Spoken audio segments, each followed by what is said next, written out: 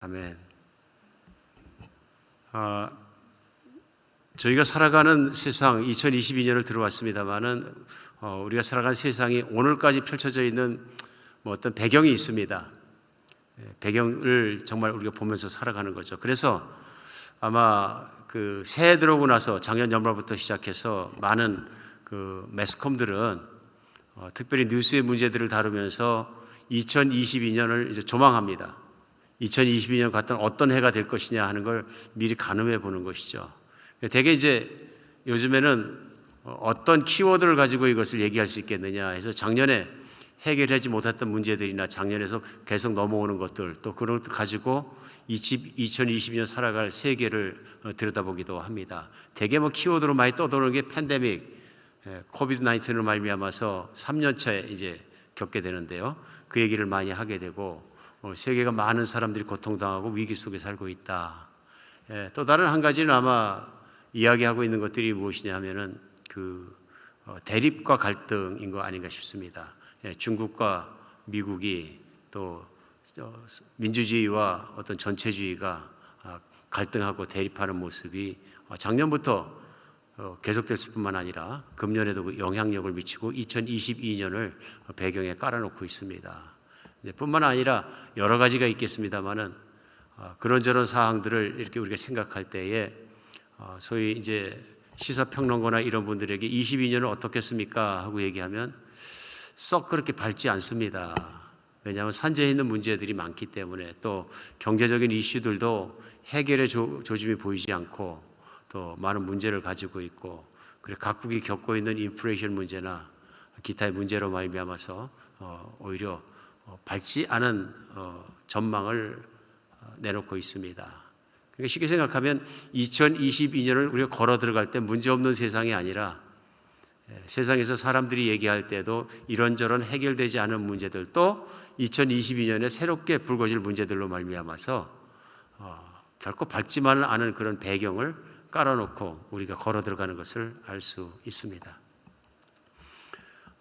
우리 신앙인들은 살아가면서 세상을 볼 때 사람들이 얘기하는 이러한 배경 말고 또 2020년에 이런 조망들 말고 우리 영적인 배경들이 있습니다. 또 영적인 앞으로 내다보는 것도 있을 수 있고요. 그래서 영적인 시각에서 우리는 또 보게 된다 하는 것입니다. 영적으로 세계는 어떤 상태에 있고 어떻게 될 것이고 앞으로 어떤 모습이 될 것 같으냐 하는 것을 바라볼 수 있다 하는 것입니다. 우리 작년까지 흘러왔던 문제들을 볼 때 영적으로 봤을 때는 세상의 세큘러리즘 소위 세속주의가 얼마나 팽배하게 깔려 있느냐 하는 것을 우리가 말하지 않아도 느끼는 것입니다. 세속주의라는 것은 결국 하나님을 떠나서 인간의 마음대로 인간 중심적으로 인본주의로 살아왔던 모든 것이 쌓아 올린 생각의 방식들이고 삶의 모습들입니다. 그런 것들이 하나님을 가까이 오는 길을 막고 있고 또 그럼에도 불구하고 영적인 배경에서 우리가 또 고무적인 것은 하나님의 말씀이 그래도 열방까지 계속 번져가고 있고 또 전해져 가고 있다 하는 희망적인 상황도 있다는 것을 알 수 있습니다. 오늘 우리가 새해를 들어가면서 이렇게 현실적으로는 세상과 영적인 것들과 이런 것들을 생각하고 볼 수 있는 것처럼 여러분과 제가 같이 대하는 오늘 본문 열왕기하 2장 말씀은 엘리사라는 선지자와 엘리야라는 선지자가 살아갔던 시대의 배경을 알면 오늘 말씀이 정말 저희에게 잘 이해간다고 믿어집니다. 엘리야와 엘리사라는 선지자가 살아갔을 때는 북왕조 이스라엘이 영적으로 가장 어두웠던 때입니다. 현실적으로는 그 엘리야와 엘리사가 살아갔을 때 아합 왕 때 엘리야가 사역을 했는데요. 아합이란 왕 때에 현실적으로는 경제적으로 나라가 그래도 강성하게 좀 일어났던 때입니다. 그래서 현실적으로는 잘 먹고 잘 살고 평화를 누릴 수 있었던 때인데요. 영적으로는 최악의 상태를 달렸던 곳이 때다. 그도 그럴 것이 그 북왕조 이스라엘이라고 제가 표현을 했습니다마는 솔로몬이 죽고 나서 북왕조와 남왕조로 남북으로 이스라엘이 나뉩니다. 솔로몬 때 하나님께서 부귀 영화를 주셨는데요. 솔로몬의 잘못된 정말 신앙생활로 말미암아서 노년까지 그가 뉘우치지 않는 그것으로 인해서 나라가 나뉠 것에 대해서 하나님 말씀하십니다.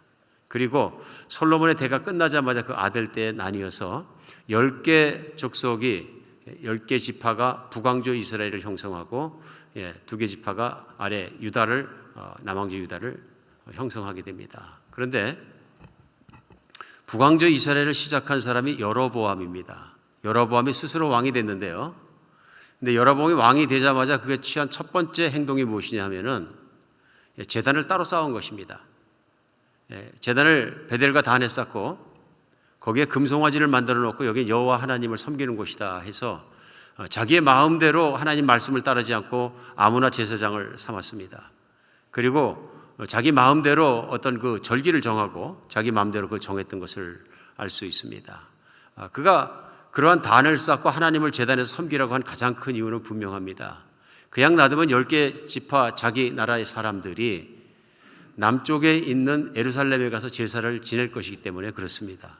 이스라엘 사람은 1년에 3번 예루살렘에 가서 하나님께 제사하라는 율법을 따라서 움직이는 단계에서 자기의 국력이 약해질 것을 걱정해서 그렇게 했다 하는 것입니다. 오늘 그래서 첫왕 여로보암이 시작할 때부터 하나님께서는 성경 안에서 그것을 여로보암의 길이다 이렇게 말씀 속에 표현합니다. 대표적으로 어떤 길이냐면요, 하나님을 등지고 살아간 길을 대표적으로 표현할 때 여로보암의 길이다. 하나님을 분노하시게 하고 또 저주를 받는 길이 무엇이냐면 바로 여로보암의 길을 따라 걷는 것입니다. 그 길은 하나님의 말씀을 등진 길입니다. 하나님이 모세를 통해서 복받는 길과 모든 길을 열어주셨음에도 불구하고 그 말씀 자체를 중요하게 생각하지 않고 등지고 살아가는 길입니다. 여로보암은 자기 마음대로 모든 걸 정하고 자기 마음대로 정치적인 판단과 이익에 따라서 그 길을 걸어갔던 걸 알 수 있습니다. 여로보암 후에 아합이라는 왕이 등장하게 되는데요, 이 왕이 아마 가장 악했던 왕으로 성경에서는 보여주고 말씀하고 계십니다. 악한 것이 무엇이냐 하면은 그가 추구했던 건 아마 잘 살먹고 잘 사는 나라만을 추구했던 것 같습니다. 그것도 자기의 방법을 따라. 근데 요행의 국제 정세가 좀 안정이 됐었고 크게 일어나서 침략하는 강대국이 좀 주춤하고 있었고 하는 단계에서 나라가 조금 안정되게 살아갈 수 있을 때 그런 나라의 영향력을 키우기 위해서 통혼을 했습니다. 이웃 나라들과 통혼하고요. 특별히 바알 선지자로서 정말로 열정적으로 섬기고 있던 그런 나라의 왕을 만나서 통혼하게 되고요. 그 딸 이세벨을 자기 아내로 맞이오게 됩니다. 근데 그냥 믿는 게 아니라 바알을 아마 열광적으로 믿었던 것 같습니다. 우상을 열광적으로 믿어서 이세벨이라는 아합의 아내가 들어오자마자 이스라엘 안에서 바알의 선지자들을 세우고 바알의 신당들을 세우기 시작합니다. 그래서 이스라엘의 아합 왕뿐만 아니라 왕비 또 전 국민이 우상을 숭배하는 쪽으로 다 쏠려 들어가게 되고 나라가 힘들게 됩니다. 영적으로 어두워진 것뿐만 아니라 핍박하게 됩니다. 이세벨이 그 당시에 남아있던 하나님의 선지자들을 잡아 죽이기 시작한 겁니다. 그러니까 선지자라 그러면 잡아들여다가 죽이게 된 것이죠. 수많은 선지자가 죽었다 그러고요. 나중에는 엘리야 선지자가 그 시대에 활동을 하게 되는데 하나님 앞에 나와서 얘기합니다. 선지자는 다 죽고 이제 저만 남았습니다. 그 정도로 보이는 선지자마다 잡아다 죽였다 하는 것입니다. 우리 오늘 이해할 수가 있는 게 뭐냐면 이 시간에도 세계 구석구석에는 자기 나라의 법으로 정해놓고 기독교를 믿는 것, 예수님을 믿는 것 자체를 범죄로, 또 특별히 그렇게 해서 예수 믿도록 전하는 것을 범죄로 정해놓고 예수를 전하는 사람들은 잡아다가 최소한 무기징역 또 사형까지 처하는 그런 나라와 집단들이 있습니다. 대표적으로 북한이 지금 그렇고요. 많은 중동에 있는 나라들이 또한 그런 법을 가지고 움직이는 것을 볼 수 있습니다. 악한 거죠. 영적으로 어두운 것입니다. 근데 바로 오늘 말씀이 시작되는 아합의 시대에 엘리야와 엘리사가 살고 있는 시대 배경이 그랬다 하는 것입니다. 아마 영적으로 가장 어두웠던 시대에 엘리야와 같은 놀라운 선지자를 하나님이 이렇게 세우십니다. 그 엘리야가 정말로 두려움이 없던 것이 3년 반 기근이 끝나자마자 아합 왕과 바알의 선지자와 아세라의 선지자들을 갈멜산에다 다 초청해서 모아놓고 전 국민이 보는 앞에서 하나님께 제사 드리는 놀라운 역사를 일으킵니다. 그때 우상의 선지자들의 제단은 태우지 못했는데 물을 잔뜩 갖다 제물을 부었던 하나님을 향한 엘리야가 제사 드리는 제단은 하나님의 불이 내려와서 그것을 다 태워버렸다. 그 사건으로 정말로 엘리야는 또 죽을 위기에 처하게 되고 죽을 힘을 다해서 하나님의 산에 뛰어갔을 때 하나님께서 엘리야에게 하신 말씀 중에 하나가 무엇이냐면 너를 계승해서 엘리사라는 사람을 선지자가 되게 하라, 세워라 하고 말씀하십니다. 그래서 엘리야라는 선지자가 엘리사라는 선지자를 세우게 됩니다. 시대적 배경입니다. 이제 엘리야가 모든 사역을 마치고 세상을 떠날 시간이 되었습니다. 그래서 열왕기하 2장은 오늘 첫 절을 그렇게 시작합니다. 바로 그날에 1절에 보면요, 여호와께서 회오리바람으로 엘리야를 하늘로 올리고자 하실 때에 엘리야가 엘리사와 함께 더불어 길갈로 걸어가고 있었다로 시작됩니다. 근데 오늘 말씀이 계속되면서 엘리야가 들림받아서 하나님께로 돌아갈 것을 엘리사도 압니다. 그래서 오늘 본문 말씀 계속되는 내용 속에 뭐냐면요, 엘리사가 엘리야를 바짝 따라붙습니다. 그랬더니 엘리야가 계속 그를 뛰어놀려고 합니다. 그런데 엘리사가 죽자사자 따라붙는 것을 알 수 있습니다. 흔들리지 않고 따라붙는 겁니다. 그리고 오늘 본문 읽으신 본문 가운데는 3번씩이나 제가 절대로 떨어지지 않겠습니다 하고 달라붙는 모습을 보입니다. 2절에도 내가 당신을 떠나지 아니하겠나이다 하고 엘리야를 따라붙습니다. 다시 떼내려고 하니까요, 다른 지역으로 가는데 4절에 보면 내가 당신을 떠나지 아니하겠나이다, 똑같은 말로 엘리야에게 따라붙습니다. 마지막으로 3번째, 당신의 영혼이 살아있음을 두고 맹세하노니 내가 당신을 떠나지 아니하겠습니다. 결코 떠나지 않겠다는 겁니다. 오늘 그러자 엘리사가 떨어지지 않을 것을 아는 엘리야가 9절에는 묻습니다. 내가 내게 어떻게 할지를 말하라, 구하라 얘기합니다. 뭘 원하느냐 하는 뜻입니다. What do you want? 내가 뭘 해주면 되겠느냐 하고 물어봅니다. 오늘 그때 엘리사의 답변이 나옵니다. 오늘 엘리사의 답변이 당신이 성령이 하시는 역사가 갑절이나 내게 있게 하소서 하고 얘기합니다. 한 가지를 구합니다. 당신 위에서 역사하셔서 이 모든 사역을 하게 하시고 인생을 살게 하시고 이끌어 가신 바로 그 성령의 역사가 나한테는 2배나 있게 해주시옵소서 하고선 엘리야에게 간청하는 것을 볼 수 있습니다. 그러자 엘리야가 얘기합니다. 내가 하나님의 들림을 받아 너와 함께 헤어지고 하나님께로 가는 모습을 내가 보면 그 일이 이루어질 것이다. 그러나 내가 가지 않으면 그 일이 이루어지지 않을 것이다 얘기합니다. 오늘 말씀이 계속되면서 엘리야가 결국 불병거를 타고 하나님께 부름받아서 하늘나라로 올라가는 모습과 엘리야가 겉옷을 던졌는데 그 겉옷을 엘리사가 받아서 요단강을 이리저리 치니까 요단강이 엘리야가 했던 것처럼 갈라지더라. 갈라진 길로 엘리사가 걸어가더라. 그러니까 맨 마지막 모습이 무엇이냐면 엘리사가 하나님의 능력을 받아서 성령의 능력으로 엘리야가 했던 것처럼 사역을 시작하는 모습을 보여줍니다. 어떤 분들에게 믿음이 없으면 사람의 옷으로 친다고 강이 갈라지겠느냐, 불병거를 타고 어떻게 날아 올라가겠느냐, 뭐 그렇게 생각할지도 모르겠습니다.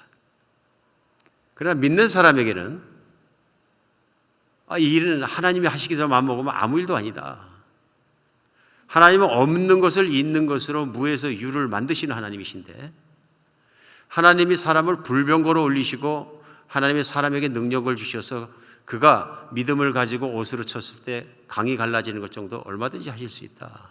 왜냐하면 인간은 자연을 초월할 수 없지만 하나님은 초자연적이고 슈퍼내추럴하신 분이라는 걸 믿기 때문에 그렇습니다.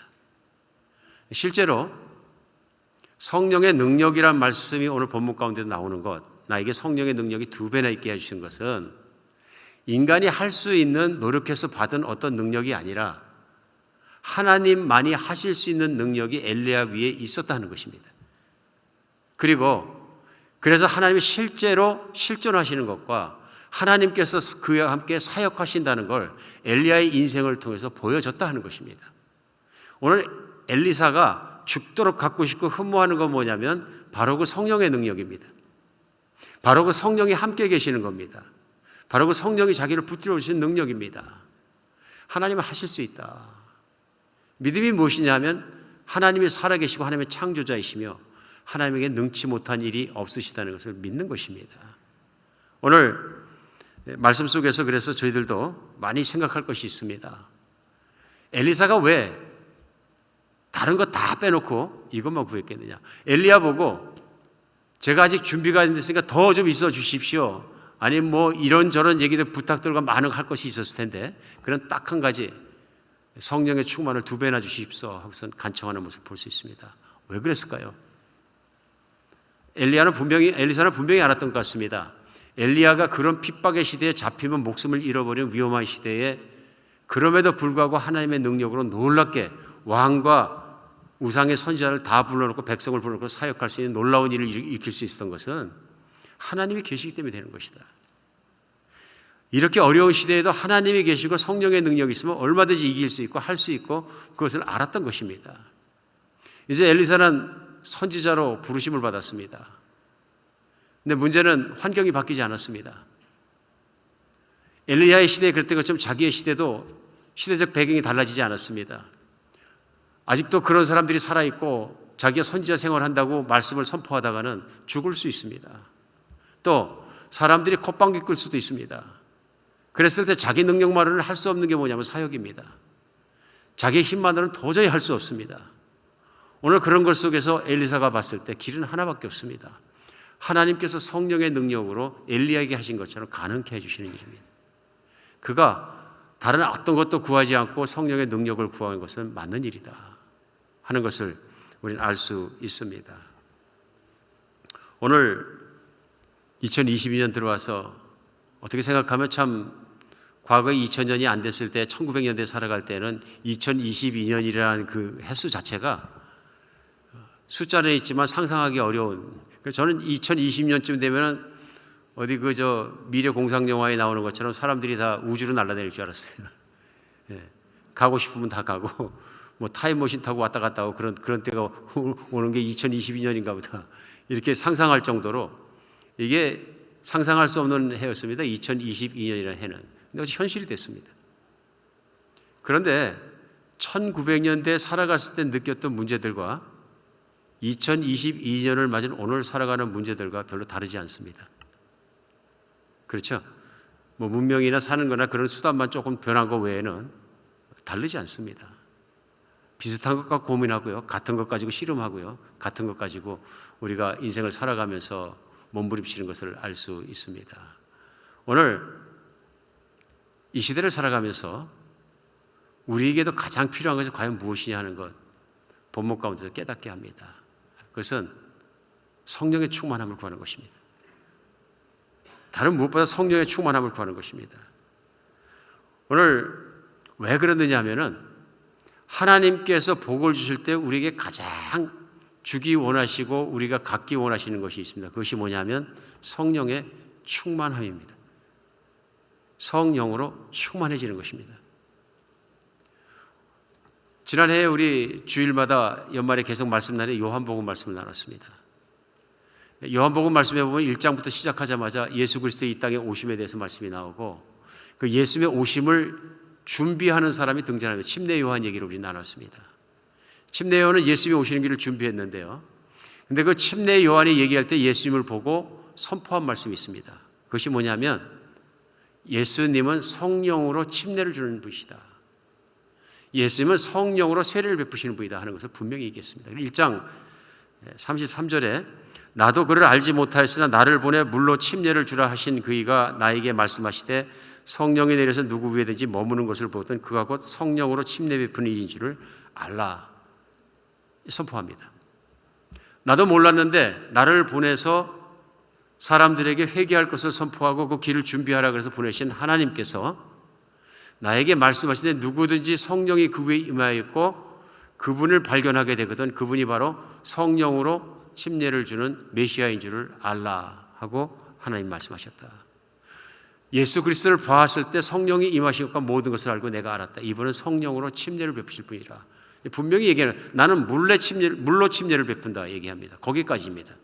그러나 예수님은 성령으로 침례를 베푼다. 이게 큰 차이입니다.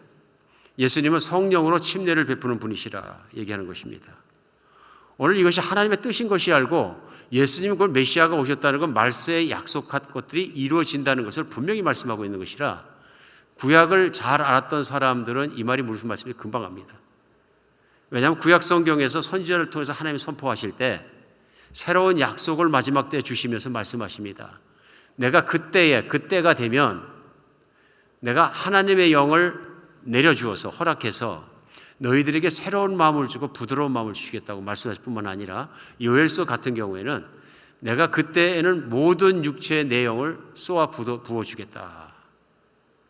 그러니까 하나님이 이 땅 가운데 주신 큰 축복이 뭐냐면 하나님의 영을 인간에게 부어주시는 일입니다. 그러니까 성령을 인간에게 부어주시는 일, 이것이 바로 하나님이 주시는 큰 복인 것을 구약은 약속하고 선포하고 끝나고 있습니다. 예수님이 오셨다는 것은 무엇이냐면 이제는 하나님께서 그날이 왔기 때문에 예수님을 통해서 성령을 부어주신다는 것을 의미하는 것입니다. 바로 그 구원의 때, 하나님의 은혜의 때가 열리고 성령의 시대가 열리는 것에 대해서 이미 말씀하고 계신 것을 알 수 있습니다. 예수님도 제자들에게 십자가에 못 박히신 마지막 때가 다가오자 요한복음 14장에서 16장까지는요 계속 성령님에 대해서 말씀을 가르치십니다.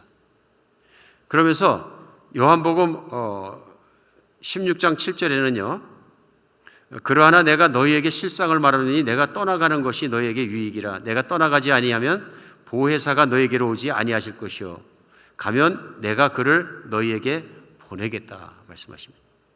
내가 떠나는 것이 너희를 떠나 내가 천국으로 올라가는 것이 너희들한테 좋은 일이다 하고 얘기하면서 그 이유를 내가 가면 너희에게 성령을, 보혜사죠, 성령을 보낼 것이다. 너희가 성령을 받는 것이 나와 함께 있는 것보다 훨씬 유익하다 얘기합니다. 오늘 이 말씀은 무엇이냐면 성령으로 침례받는 것이 무엇인지, 성령을 왜 부어주신다고 말씀하셨는지 그것들을 우리가 생각하고 이해하게 합니다. 인간이 받는 가장 큰 복은 하나님이 내 안에 오시는 것입니다.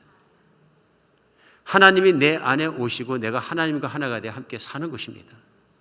그렇죠? 하나님 안에 사는 것입니다.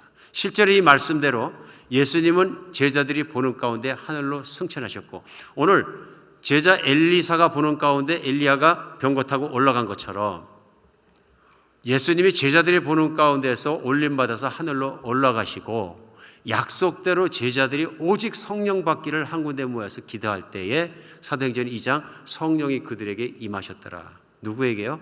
기도하던 120문도 모두에게요. 12사도에게만 내린 것이 아니라 모두에게 내렸더라. 성경은 전합니다. 그 예수님 약속대로 받았는데 받아서 무슨 일이 일어났느냐? 예수님과 함께 훈련받을 때 많은 말씀도 받고 진리도 깨닫고 예수님 따라다니고 훈련도 받았는데 못했던 것을 하게 됩니다. 큰 차이가 나오죠. 성령 충만 받기 전에는 못했던 일들입니다. 그들은 두려워했습니다. 우선 두렵기 때문에, 세상이 두렵고 핍박이 두렵고 죽는 것이 두렵기 때문에 예수님이 십자가에 못 박히신 모습을 보니까 겁나니까 다 도망갔습니다. 심지어는 사도 베드로는 가장 용감한 믿음의 사람이었는데 3번씩이나 예수님을 부인할 정도로 두려워했습니다. 핍박 앞에서 무릎 꿇은 것입니다. 두려움 앞에서 무릎 꿇어버린 것입니다. 연약한 사람들이었습니다. 그런데 성령이 임하자 동일한 사내들인 공회원들 앞에 나가서 떳떳하게 마주서서 대적하는 것을 볼 수 있습니다. 다른 차이 없습니다. 성령이 임하셨기 때문에, 성령의 충만함을 받았기 때문에 하는 것입니다. 오늘 엘리사는 분명히 알았습니다. 성령의 능력을 받기 전까지는 자기는 사역할 수 없다는 것입니다. 자기 능력으로 해서는 안 된다는 것입니다. 이건 자기 능력으로 한다고 사역이 일어나는 것도 아니고 자기가 할 수도 없다는 것입니다. 오늘 철저하게 그것을 깨달은 것입니다. 오늘 말씀 가운데 우리가 느낄 수 있는 것이 있습니다. 제일 처음에 또 첫 번째 알아야 될 것은 무엇이냐면요, 우리는 성령으로 충만해져야 합니다. 성령으로 충만해져야 합니다. 성령으로 충만해지지 않으면 인생을 헛살게 된다는 것입니다. 헛살게 된다. 우리 왕왕 생각할지 모릅니다. 성령으로 충만해지기 위해서 우리 많은 시간을 써야 될지도 모릅니다. 또 많은 시간 기도해야 될지도 모르고요. 또 하나님께 매달려야 될지도 모릅니다. 그러나 성령 받기 위해서 하나님께 집중하는 시간, 예배드리는 시간, 기도하는 시간, 말씀을 읽는 시간, 모든 하나님께 나오는 시간들은 낭비하는 것이 아니라는 것입니다. 진짜 낭비는 뭐냐면요, 성령 충만함 받지 않고 성령의 능력이 아니고 내가 혼자 살려고 내 능력대로 살려고 했을 때는 인생은 전적으로 낭비가 됩니다. 우리 성구영신 예배 드리면서 같이 말씀을 나눴습니다. 헛되고 모든 것이 헛되다. 전도서에서 말씀 나눈 것처럼 해아래 새 것이 없나니 이 모든 것은 과거에도 있었고 현재에 있었다. 누군가 새해라고 얘기하지만 새해는 수천 년간 한 번씩 반복되어 온 해입니다. 전에도 있었고 지금도 있었고 앞으로도 있을 것입니다. 새해가 되는 것은 전적으로 하나님 안에서 영원한 시간 속에서 하나님의 성령의 능력으로 내가 변화되어야 새해를 살 수 있는 것이고 새 시간을 걸 수 있는 것이지, 내가 내 능력대로 내 방법대로 내 생각대로 내 인생을 내가 살아갈 때는 새해가 될 수가 없습니다. 결국은 뭐냐? 남는 게 없는 인생을 살게 되는 거죠. 그러면 전도서에서 고백하는 것처럼 헛되고 모든 것이 헛된 인생을 살다가 남는 것 인생에 없는 인생으로 끝맺음하게 된다. 오늘 인생을 살아가면서 우리에게 중요한 것은 내가 예수님을 믿었기 때문에 이제는 성령의 충만함을 받아서 성령의 인도하심대로 살아가는 것입니다. 사도 바울도 교인들에게 에베소서 5장 말씀해 보면 5장 18절에요. 이렇게 선포합니다. 술 취하지 말라. 이는 방탕한 것이 오직 성령의 충만함을 받아라. 술 취하는 것과 성령의 충만받은 것을 두 가지를 이렇게 놓고서 비교를 했습니다. 이해하기 쉽게 해서 비교법으로 이렇게 설명을 한 것 같습니다. 술 취해 보셨습니까? 안 취해 보신 분들을 위해 설명하겠습니다. 처음에는 술을 먹을 때 뭐 그럴 수도 있겠지만 대개는 왕창 취해야지 그러고 먹지 않습니다. 그냥 마시고 싶고 재밌을 것 같아 그냥 먹는 거죠. 아니면 어떤 자리에 참석해야 되니까 할 수 없이 앉아서 먹을 때도 있습니다. 처음에는 자신만만하게 시작하는데 좀 먹다 보면 술이 먹는지 내가 먹는지 술이 나를 먹는지 모르게 자꾸 먹게 됩니다. 한국 같은 또 그 주도가 있고 뭐 이런 데에서는 더 그렇죠. 무슨 폭탄주도 있고 억지로 먹어야 되는 것도 있고 무슨 어려운 자리도 있고 이렇게 먹다 보면 취하죠. 거기서 안 끝나니까 이미 취했기 때문에 2차, 3차 가면서 다 끝날 때쯤 어떻게 되냐면 몸을 못 가눕니다. 몸을 못 가눕니다. 왜 못 가눕니까? 내 몸이 더 이상 내 것이 아닙니다. 내가 술한테 완전히 먹혀버린 것입니다. 어디까지요? 내 정신도 생각도 몸도 아무것도 제대로 되는 게 없는 거예요. 다리는 내 다리인데 내 마음대로 안 움직여집니다. 그러니까 가다가 지구에다 키스하는 거죠. 뿐만 아니라 여기가 집인지 어디인지 모르니까 길에서 그냥 잠들기도 하고 정신을 놔버린 거죠. 이 모든 게 뭐냐면 자기가 아닌 사람이 돼버린다. 그런 얘기. 그렇죠. 술이 취하니까 이상한 사람들이 미친 사람처럼 되어버린 거예요. 술이 장악했기 때문에 그렇습니다. 반대로 사도 바울은 얘기합니다. 성령에 취해라 얘기하는 겁니다. 성령의 충만함을 받아 성령에 취해라. 성령이 생각과 마음과 육신의 구석까지라도 다 다스리고 할도록 성령에게 온전히 취하라. 충만이죠. 성령이 흘러넘치게 하라. 내 생각도 내 마음도 몸도 어느 구석도 성령이 아닌 것이 없게끔 성령께 완전히 다 드리고 성령께 맡겨드려라.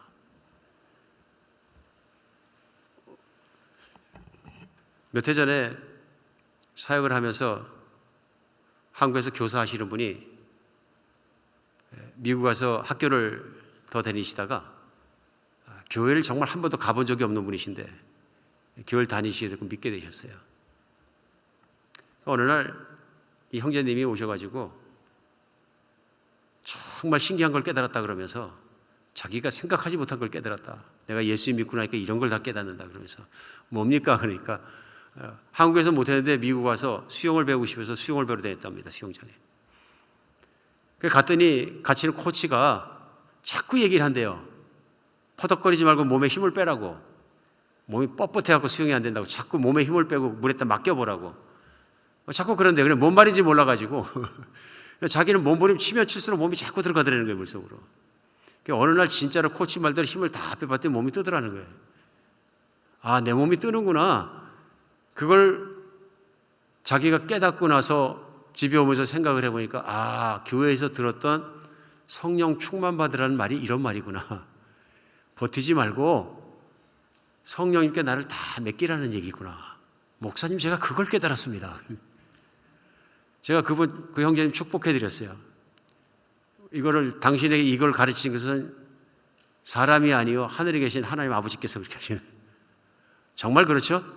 성령이 하시지 않고서는 깨달아지지 않는 영적인 진리입니다. 나를 다 하나님께 맡기니까 성령이 충만하게 들어오고 성령이 하시고자 하는 대로 내가 살 수 있고 성령의 뜻을 따르게 된다. 성령 충만이죠. 성령이 흘러 넘치도록 된다는 것이 그런 말이다 하는 것을 그 형제가 깨달았다는 것입니다. 놀라운 일이죠. 오늘 말씀 속에 우리가 깨달을 수 있는 것이 그것입니다. 하나님은 우리가 성령 충만 받기를 간절히 원하십니다. 그게 하나님의 복 주신 우리를 향한 뜻이거든요. 마치 하나님께서 창세기 2장에 보면은 인간을 만들어서 하신 일이 뭐냐면 그 코에다가 생기를 불어넣으시니 인간이 생명이 된지라. 다른 동물에 대해서는 얘기하지 않습니다. 사람을 만드는데 하나님의 형상을 따라 만드셨는데 그 코에 생기를 불어넣으시니까 인간이 생명이 된지라. 중요한 건 있습니다. 하나님의 영으로 충만케 하시니까 이 인간이 하나님의 영으로 말미암아 하나님과 교통하는 자가 된지라. 믿으십니까? 동물에게는 없는 것이 인간에게 있습니다. 영이 있습니다. 하나님과 교통할 수 있습니다. 인간의 죄로 말미암아 사망이 들어오고 하나님과 관계가 끊어져 버렸는데 예수님은 이 길을 묶으신 거죠. 회복하신 거죠. 죄값을 치르게 하고 끊어졌던 옛사람은 영적으로 십자가에 함께 죽게 하고 이제 새 사람으로 태어나게 하시는 말미암아 하나님과 교통하는 일을 엮고 이어주신 분이 예수님이신 거죠. 이 예수님을 믿는 사람마다 성령이 오셔서 하나님 아버지와 마음껏 교통할 수 있도록 우리 안에 사시면서 그 길을 열어주신 것이 성령이 하시는 일이에요. 나는 믿습니다 하면서 성령 충만을 내가 사모하지 않는다면, 내가 성령 충만되지 않는다면 나는 여전히 불신앙의 길을 걸어가게 됩니다.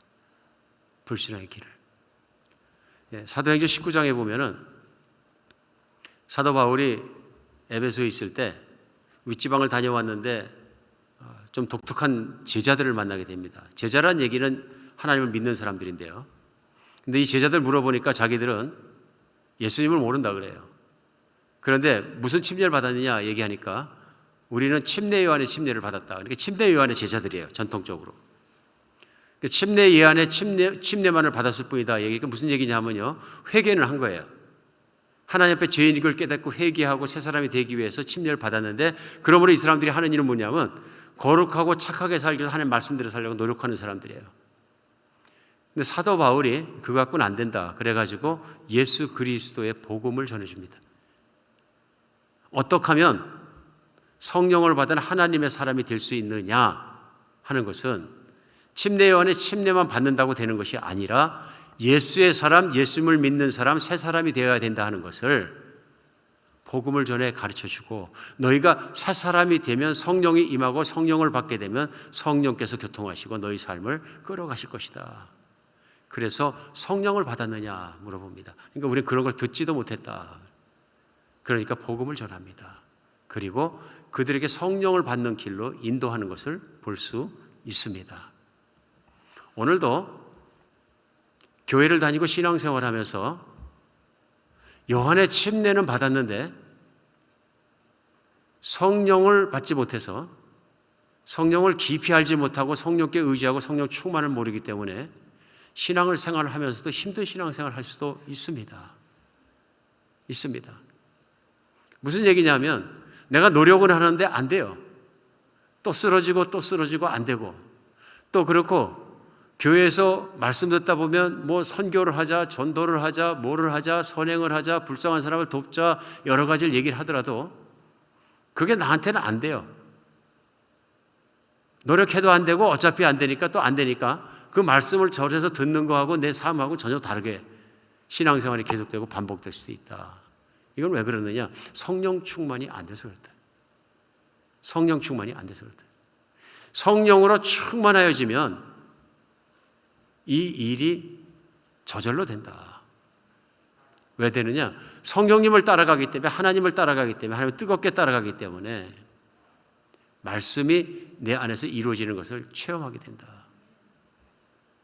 그래서 우리는 종류가 다른 신자가 있는 것을 알 수 있습니다. 하나님은 우리가 풍성한 삶을 살기를 원합니다. 특별히 예수를 믿는 사람들 풍성한 삶을 살기 위해서 우리를 부르셨습니다. 근데 그 풍성한 삶이 뭐냐면요, 되는 삶입니다. 말씀대로 되는 삶. 그래서 옳게 살려고 노력해서만 꼭 옳게 살아지는 것이 아니라 내가 성령 충만받고 하나님 사랑하기 때문에 저절로 바르게 사는 삶이 이루어지더라 하는 것입니다. 반대로 성령 충만받지 않으면 삶의 짐을 주님께 맡기지 못합니다. 그러다 보니까 마음속에는 언제나 근심이 떠나지 않고요, 낙심과 절망도 같이 있습니다. 마음이 깨끗하지 못하니까 하나님을 자신 있게 나아가지 못하고요, 기도도 딱딱해지고 신앙생활도 냉랭해집니다. 성경을 읽지만은 짐 뒤에 깊은 맛도 내가 느끼지 못합니다. 그 다음에 성령의 열매나 그런 것들이 맺히는 것을 잘 체험하지도 못하고 인생을 살면서 내 신앙의 기적들이나 내가 체험한 하나님의 능력들에 대해 간증할 것도 별로 없습니다. 성령 충만이 안 된 것이죠. 그냥 어떤 교리에 동의하는 것 정도가 아니라 온전한 믿음이 들어와서 성령의 충만함을 받고 살아야 되는 중요성이 여기 있습니다. 우리 성령의 충만함을 받아야 했습니다. 충만함을 받으면 유혹을 이깁니다. 시험도 떨쳐버립니다. 걱정, 근심도 사라집니다. 기쁨으로 주님을 섬기고 힘있게 복음 전하고 기쁨과 감사로 불안한 사람을 도와줍니다. 지혜도 풍성히 받습니다. 인생의 간증거리가 넘칩니다. 하나님이 이런 것도 하셨어, 이런 응답도 하시고 저것도 하셨고 하나님의 하신 일도 말미암아 자랑거리도 넘칩니다. 다른 것을 볼 수 있습니다. 우리 성령 충만함 받아야 합니다. 예수님도 제자들이 간절히 원하시는 게 예루살렘을 떠나지 말고 내가 약속한 것을 기다려라. 기다려라. 성령 충만 받기 전에는 움직이지 마라. 오늘 우리의 신앙생활하면서 또 새해를 시작하면서 우리에게 가장 필요한 것은 성령 충만함입니다. 성령으로 충만해져야 우리 살 수 있습니다. 어떻게 받습니까? 두 번째는요, 성령 충만을 위해서 기도해야 됩니다. 우리 예수님 기도하라 그러셨고요, 심지어는 강청하도록 매달리라고까지 말씀하셨어요. 누가복음 11장에서는요, 11장 11절로 13절까지 너희 중에 아버지 된 자로 누가 아들이 생선을 달라 하는데 생선 대신 뱀을 주며 알을 달라 하는데 전갈을 주겠느냐? 너희가 악할지라도 좋은 것을 자식에게 줄 알거든 하물며 너희 하늘 아버지께서 구하는 자에게 성령을 주시지 않겠느냐? 뭘 주신다고요? 구하는 자에게 성령을 주시지 않겠느냐? 하나님의 최고의 선물은 성령을 충만하게 주시는 것입니다. 성령을 충만하게 허락해 주시는 것입니다. 오늘 이 말씀 속에 우리가 느낄 수 있는 것이 무엇이냐면요, 구하지 않았기 때문에 성령 충만 못 받을 수 있다는 것입니다. 그러니까 얼마나 구해야 되느냐? 악착같이 구해야 된다.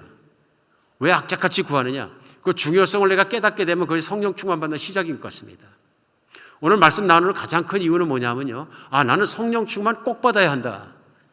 성령 충만 없이는 복 있는 생활도 신앙생활 자체도 되는 것이 아니구나.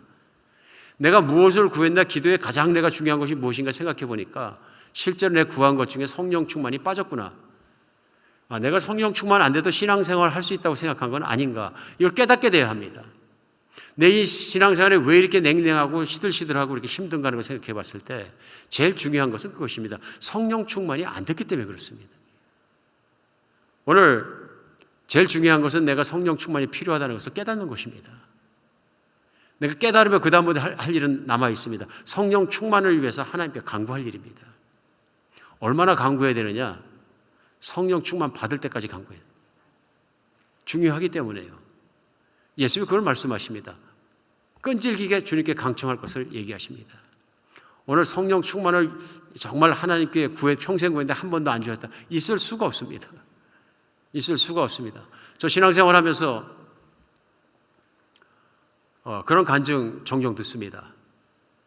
그냥 매번 반복되는 신앙생활의 쳇바퀴 속에서 내가 매너리즘에 걸린 것처럼 그냥 아무 감동도 없고 감흥도 없고 변화도 없고 이런 삶을 사는 게 너무 지긋지긋해서 하나님 성령 충만이라는 걸 한번 줘보세요 하고선 그거 매달리고 3개월이고 6개월이 기다렸는데 어느 시점에서 하나님께서 이런 일을 주시더라 하면서 기도를 해도 힘들지 않고 마음이 뜨거워지는데 한없이 뜨거워지고 이제는 기도가 응답되는 것을 내가 확실하게 알 수 있고 이제는 하나님께서 나를 사랑하시고 붙든다는 거 내가 말하지 않아도 정말 온전하게 알 수 있고 가슴이 막 뜨거워서 어쩔 줄 모르겠고 뭐 그냥 아픈 사람 있으면 기도해 주고 싶고 뭐 이런 간증들을 하는 말씀들을 제가 우리 교회 안에서도 그렇고 교회 밖에서도 많이 들었어요. 기도하면 주십니다. 기도하면 충만케 하십니다. 왜냐하면 이게 하나님의 뜻이기 때문에 그렇습니다. 창세기부터 시작해서 계속적인 우리를 향한 하나님의 뜻은 성령으로 충만해지는 것입니다. 그래서 성경은 삶의 두 가지 방법 중에 한 가지에 대해서만 얘기합니다. 성령을 따라 행하라. 성령을 따라 살아라. 한 가지만 말씀하시는 것입니다. 우리 신앙인이 살아갈 길이 바로 그 길입니다. 성령 충만 받는 것. 그래서 우리가 성령 충만 받기 위해서 기도하는 것은 손해보는 시간이나 낭비하는 시간이 아닙니다. 2022년 내가 살아가면서 성령 충만 받아 살아야 된다. 하나님 앞에 붙잡고 결단하고 내가 기도원에 들어가서 만약에 일주일간 금식하고 아무것도 하지 않고 기도만 했다면 이건 낭비하는 시간이 아닙니다. 이건 가장 가치 있는 시간입니다. 그렇지 않습니까? 2022년 시작하면서 내가 아침마다 졸림에도 불구하고 일찍 일어나서 새벽부터 일어나서 교회 6시부터 나와서 1시간 동안 기도하고 하나님 찬양하고 하나님 앞에 살아갔다면 이건 낭비하는 시간이 아닙니다. 이 시간들을 통해서 하나님 붙잡고 하나님 앞에 살아가고 했을 때 성령 충만함 주신다면 내가 기도하지 않고 성령 충만함 받고 살아가야 될 낭비하는 시간들을 생각해 보면 이건 결코 버리는 시간이 아닙니다. 우리는 왕왕 살아가면서 기도를 뒤로 제껴놓고 성령 충만 받는 걸 뒤로 제껴놓고 하나님 중심으로 살아가지 못하니까 자꾸 나는 메말라지고 신앙생활도 제대로 안 되고 하는 자신을 느낄 때가 얼마나 많습니까? 사역도 그런 것 같습니다. 사역은 하나님께서 많이 사역자를 통해서 역사하신다고 저는 믿습니다. 하나님의 일꾼들인 거죠. 특별히 말씀의 일꾼들이 그런 것 같습니다. 어쩔 때 보면 막 하나님께서 성령의 능력으로 불같은 사역을 일으킬 때가 있습니다. 그때마다 보면 그 중심에 리더가 있는데 그 리더 안에 무엇이 있느냐면요, 하나님께서 그 안에 주신 성령의 충만함에서 오는 능력이 따로 있습니다. 사람들도 모여들고 그걸 갖기 원하고 사모하게 되고 막 그러니까 막 사역이 되고 또 같이 섬기고 같이 사역하는 사람들도 또 은혜를 받게 되고 선교단체에 그런 것 종종 제가 보고 체험하고 깨닫게 됩니다. 한 선교사가 일어나서 선교단체가 일어나고 막 뜨거워지는데 한 10년 가면 조금 시들해질 때도 있고 또 어느덧 10년 가서 20년이 가면 과거의 모양은 있는데 예전만큼 그렇게 뜨거운 능력이 없는 것을 이렇게 볼 때도 많이 있습니다. 오늘 이런 거 보면 뭐냐면요, 성령 충만함은 계속 받아야 된다는 거죠. 계속 받아야 된다. 한번 성령 충만 받은 거 가지고 유지할 수 없다. 그래, 우리는 성령 충만 받는 게 얼마나 중요한가 깨달을 뿐이 아니라 성령 충만을 기도하고 간구하고 하나님 받아야 되고 세 번째는 그걸 유지해야 합니다. 그래서 세 번째 마지막으로 성령의 불이 꺼지지 않도록 해야 합니다. 데살로니가 전서 5장 19절에 사도 바울은 성령을 소멸하지 말며 이렇게 얘기합니다. 여기 성령을 소멸한다는 얘기는 불을 끄다 하는 단어하고 똑같습니다. 성령의 불을 꺼지지 않게 하며, 이게 중요합니다. 성령의 불이 항상 타오르게 하고 성령의 뜨거움 속에 충만함 속에 살아야 되는 것을 강조하는 것을 볼 수 있습니다. 사랑하는 여러분, 성령 충만 받지 않으면 인생은 낭비입니다. 성령 충만 없이는 하나님 말씀대로 못 삽니다. 성령 충만 없이는 우리 인생은 무가치합니다. 우리 항상 성령 충만을 사모하면서 주님 앞에 그렇게 살아가는 여러분과 제가 되었으면 좋겠습니다. 기도하겠습니다.